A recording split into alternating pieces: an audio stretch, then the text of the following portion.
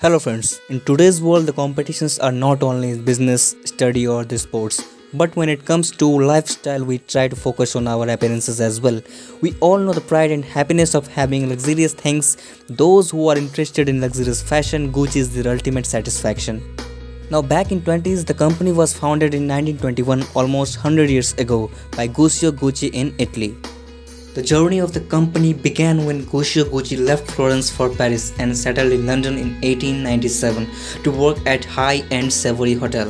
While working as a bellhop there, he would unload the luggage of the hotel's wealthy clients, learning about their tastes in fashion, quality, fabrics, traveling conditions, and all these things helped him enhancing his experience with luxurious lifestyle. After First World War, he worked for the maker of fine luggage Franchi. In 1921, Guccio Gucci bought his own shop in Florence, Italy.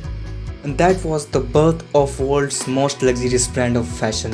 There he sold imported leather goods. He also opened a small workshop to have his own leather goods made by local craftsmen. Eventually a larger workshop had to be acquired to house Gucci's 60 artisans. The journey was not very smooth. In 1935, the invasion of Ethiopia by Mussolini led the League of Nations to impose a trade embargo on Italy. Leather became scarce, pushing Guccio Gucci to introduce other fabrics.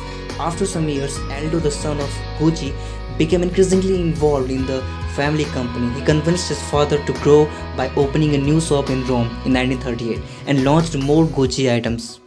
During Second World War, the artisans of Gucci worked on making boots for the Italian infantry. After the war, in 1947, Gucci launched the bamboo bag.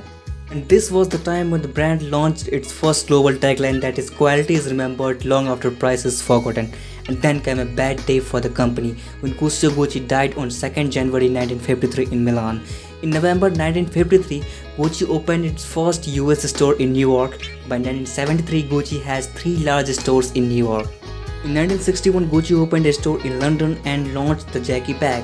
In March 1963, Gucci opened its first French store. Gucci's breakthrough in the USA led to its global development in Asia, firstly in Tokyo, then in Hong Kong. Then there came some family disputes like all trading families.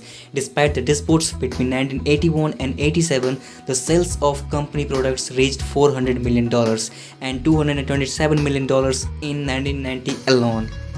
The 1980s were characterized by a mass production of Gucci products, which generated a revenue but negatively affected Gucci's position as an exclusive luxury brand. And this was the time when company had to hire someone who could tackle all these things, and company decided to hire Dawn Mello to put Gucci back on tracks.